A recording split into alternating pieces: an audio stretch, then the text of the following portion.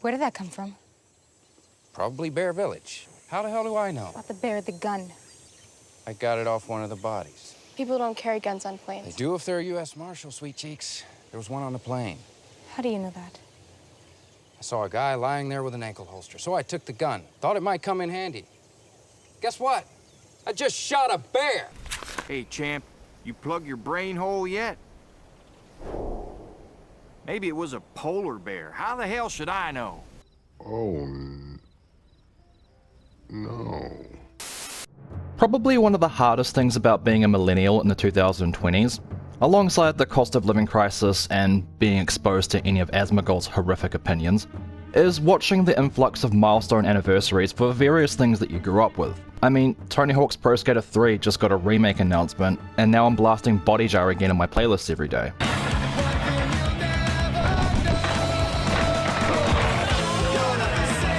One such anniversary was for the television series Lost last year in September, celebrating 20 years since the first season premiered, which naturally prompted a rewatch for me.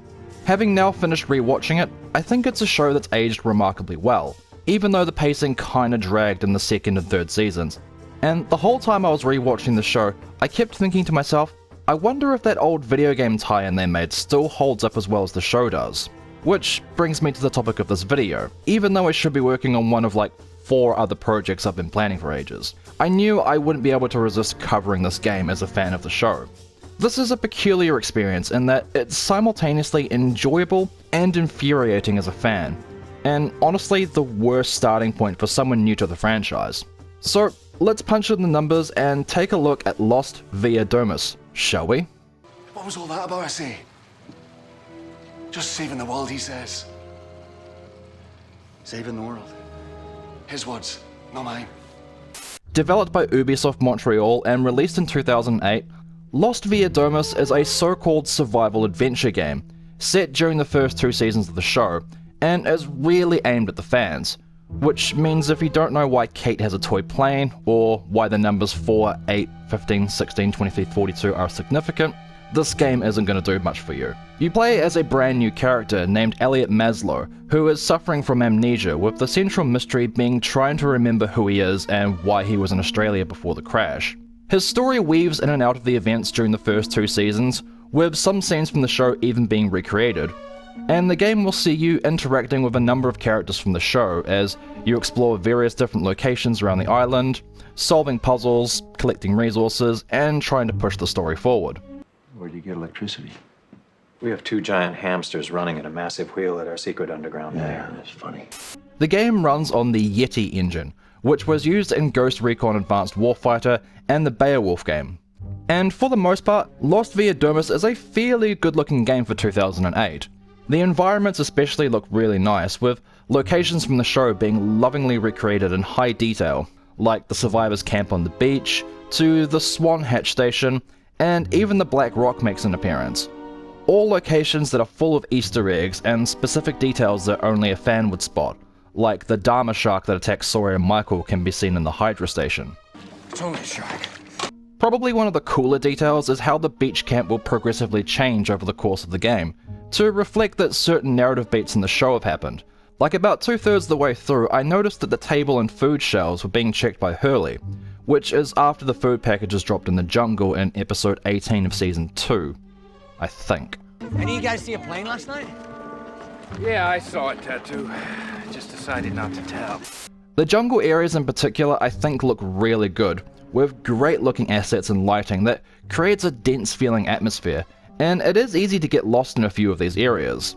For my playthrough, I actually modded a few of the engine's rendering parameters, as detailed in ZENdecay's video, increasing the draw distance and foliage density, as well as the LOD for character models. This mod only caused a couple of bugs, like here the ground turned red, and during this one return to the beach, the water splashes were red. Some of these jungle areas are comparable with Uncharted Drake's Fortune, that came out a few months earlier at the end of 2007, though I think Uncharted still beats it out in terms of sheer scale and the set piece direction. Like, you can see here on the beach that they haven't actually rendered a full scale model of the island, and have instead tried to use forced perspective with the textures on these low poly assets at the end of the beach. Whereas in Uncharted, you can see that they've actually scaled the island backdrop model a lot more accurately. One oddity that I did notice is that sometimes it seemed like the lighting would just sap all the colour out of the game. Like with the first time that you visit the Black Rock compared to the second visit, there's a night and day difference between the colour vibrancy. How exactly does something like this happen? Are you on the same island as I am? Though I have to say that playing through these areas of Lost did make me feel quite nostalgic for this particular era of graphics where developers were really starting to be able to make jungles and forests look a lot more lifelike, while retaining a certain video game look to them, if you know what I mean. I've already mentioned Uncharted as a comparison, but there were other games in this mid to late 2000s period, like the original Far Cry in 2005 with its tropical island locales, its impressive sequel later in 2008, along with the PC melting visuals of Crysis that launched alongside Uncharted, with the beach camp giving me flashbacks to the early hours of Crysis, though obviously Crysis looks better, don't get me wrong. That's what I've been saying all along. Some of the character models look pretty good, and all the character models are at least recognizable as who they're meant to be, but some do look a lot better than others. Like, whoever was tasked with modeling Kate really enjoyed their job that week. Some of the animation work leaves a bit to be desired, feeling a bit stiff during some cinematics, and especially when compared to something like Uncharted. The voice acting is also very hit and miss, with only a few actors reprising their roles, like Sun, Ben, Claire, and Desmond. I arrived here after a twister picked up my house and dropped it here. Any other useless questions? Jack and Kate don't sound too bad, but everyone else is a little bit painful to listen to, especially Charlie and Sawyer. Well, looky here. If it ain't Captain Memento. Goody for you, Ansel. Why don't you go clickety-click somewheres else? As usual, we're not included on the A-Team mission. You all, everybody! You all, everybody! Oh, no. There are aspects of the game design that are fairly enjoyable. As I said, the game is described by the devs as a survival adventure game, with more of a focus on the adventure side of things. It is cool checking in with all the different characters as the story progresses, trying to work out whereabouts in the show you are now, and characters will sometimes directly quote lines from the show, which is a cool detail as a fan. It was terrible. I knew the tail was gone, but I couldn't bring myself to look back. I knew that the tail was gone, but I couldn't bring myself to look back. It was always cool to see new areas being unlocked, even if the vast majority of objectives in the game essentially boil down to fetch quests, with you trekking through the jungle to find a camera or a compass or some such. There's one sequence where you have to carry dynamite back from the Black Rock whilst avoiding the smoke monster that was a neat idea that was, albeit frustrating in execution. You can collect various resources like water bottles, coconuts, candy bars, and trade them with either Sawyer or Charlie for more important items like torches, fuel, and even a gun and ammunition. However, like a lot of things in this game, this is very underdeveloped, as apart from needing torches for one early part of the game, this trading mechanic isn't really necessary for the rest of the game. I think I used my gun a grand total of 4 times across the whole game, and only twice was this actually at an enemy.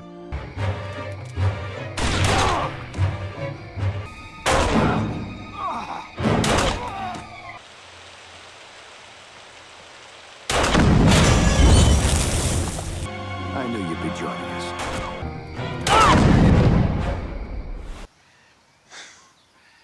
That's why the Sox will never win the series. Apparently there were supposed to be other hostiles in the game, like polar bears and wild boars, but these were clearly cut for some reason, disappointingly. So in the jungle, you'll have the chance to confront polar bears, wild boars. Why? Why did you lie to me? There's basically only one type of puzzle in the game, being these circuit boards that you have to restore power to, and these get rather boring really fast, with the fuses scattered around the environment being one of the only useful resources to collect across the game to make these puzzles somewhat easier. You could almost argue it's the central game mechanic you do it so consistently, more than any other mechanic in the game besides talking and running. There are chase mechanics for the 2 chase sequences near the end of the game, with you jumping over and sliding under obstacles, but these chases just lack the spectacle and intensity of something like Uncharted, even though being chased by the smoke monster in theory should be really scary. Maybe a polar bear was meant to chase you at one point as well. That could have been cool, maybe even amusing if they did the same camera as Crash Bandicoot.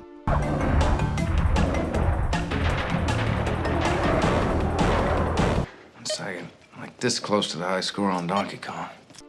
There's also the torch and lantern mechanics too, but again, there's only like 2 locations where they are even necessary to progress in the first half of the game. The photo mechanic in the flashbacks I actually think wasn't a bad idea, where you have to take a photo at the right moment to trigger the memory for Elliot. It made sense narratively too, with him being a photojournalist.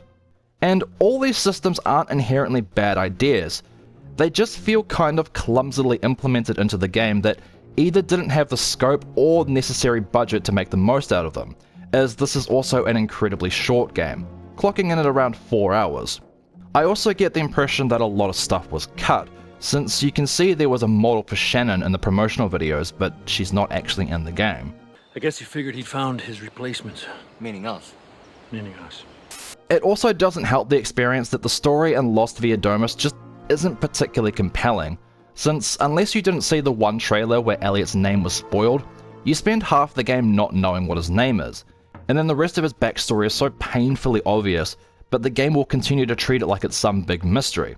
It also turns out that Elliot is both an idiot, not being able to work out from his own flashbacks that he was a photojournalist, and he's a bit of a dick, betraying and getting his ex-girlfriend killed, all for a photo op of some bioweapon manufacturer. And he then goes on to betray Jack at the end of the game for a compass, in a really poorly designed puzzle that I had to Google how to solve.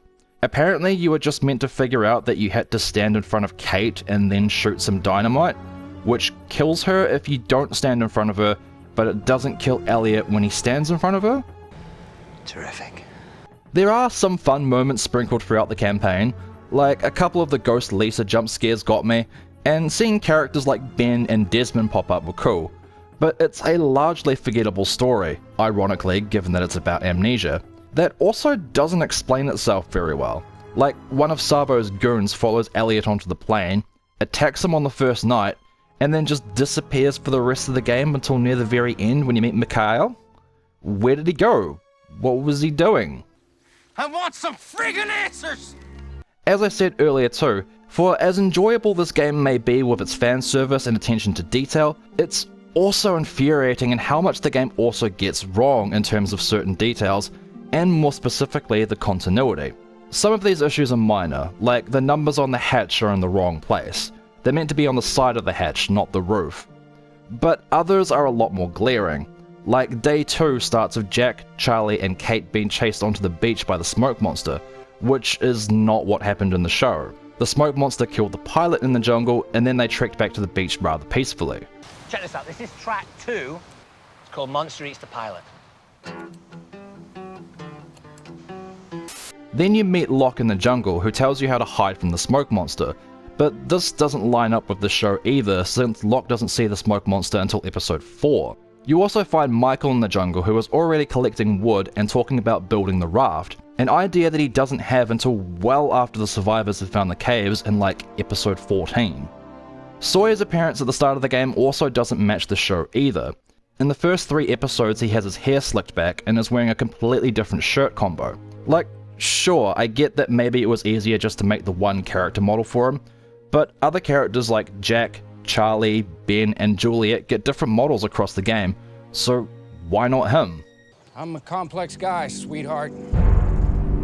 There's a scene later on where Elliot is sitting on the beach at night and he sees the explosion of the hatch being opened.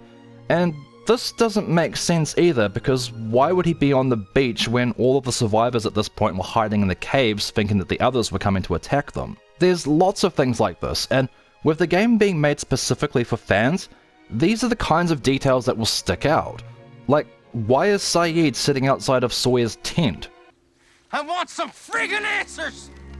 The ending also doesn't make much sense timeline-wise either, as Ben instructs you to lure Jack into a trap, but at this point in Season 2, him and Kate should already be trekking to the other side of the island with Sawyer, Michael and Hurley. And how the hell is Locke waiting for Elliot at the dock when he's meant to be inside the hatch with Desmond? Okay, so there's a fan theory that Locke throughout the game is actually the Man in Black, aka the Smoke Monster, and you know what? That would almost make sense. Except, wasn't the Man in Black only able to take the form of dead people? Start a debate in the comments, please and thank you. He had to be dead before you could look like him. That's right. There are theories based on the game's ending, with Elliot reawakening on the beach and finding Lisa alive, suggesting that the game actually takes place in a completely separate timeline, and that Elliot is stuck in some kind of perpetual time loop, with the events on the island being different each time. There's some plausibility to this theory, I guess, as the game did launch just before one of the show's best episodes aired, The Constant, which was about Desmond's consciousness shifting between two different timelines. If that was the case, then okay. Then maybe I can forgive the game's rather glaring continuity issues, but given the fact that Lost Via Domus is no longer considered canon, I'm not going to. What was all that about then? Just saving the world. It's kinda crazy that the 2006 PS2 game, based on the show 24, is arguably a more impressive effort than this game, as it combined fairly solid first-person shooting, open-world driving mechanics, and featured a 15-hour campaign that actually filled in some of the narrative gaps between seasons 2 and 3. Heck, they even managed to get the entire cast to reprise their roles for the voices, and you got to play as Elisha Cuthbert. Man, maybe I need to get an emulator working and revisit that game at some point. Kim, we need you to go to the data room. I'll talk you through it. Okay, I'm ready. And it's honestly kind of a shame, because I can't say that I hated my experience replaying Via Domus. I can see how with maybe more time and a larger scope, this could have been a fun and interesting adventure game tie-in. But what we've got is just so incredibly underwhelming, both as a game and as an addition to the Lost mythology, because it really doesn't add anything to it. You can just watch the TV series and completely skip this game, and you honestly won't be missing anything. There is some fun novelty to be had in exploring some of the locations from the show as a fan, and it is incredibly short, but I don't think I'd recommend going out of your way to play this game. Some kind of code? No, John, unfortunately we don't have a code for there's a man in my closet with a gun to my daughter's head. Although we obviously should.